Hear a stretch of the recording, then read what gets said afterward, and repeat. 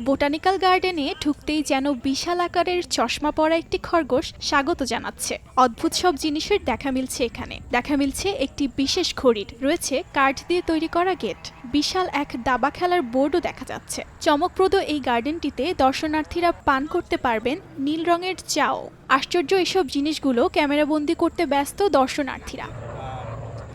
যুক্তরাষ্ট্রের নিউ ইয়র্কে Alice in Wonderland গল্পের আদলে তৈরি করা হয়েছে অসাধারণ এই বাগানটি। বাচ্চা থেকে শুরু করে বয়স্ক সব বয়সী দর্শনার্থী এসেছেন সুন্দর এই বাগানটিকে ঘুরে দেখতে। আনন্দের সঙ্গে তারা ঘুরে দেখছেন মনোমুগ্ধকর পরিবেশটি।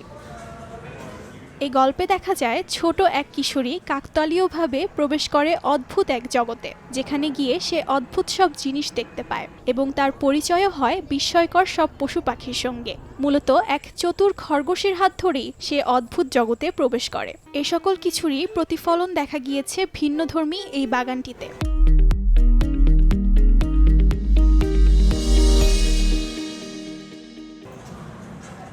বাগানটিতে রয়েছে শীতাতপ নিয়ন্ত্রিত প্রাসাদের আদলে তৈরি একটি বাড়ি, যেখানে রয়েছে নানা ধরনের নাম না জানা গাছপালা, রয়েছে ফুল গাছ ও ভেষজ উদ্ভিদ।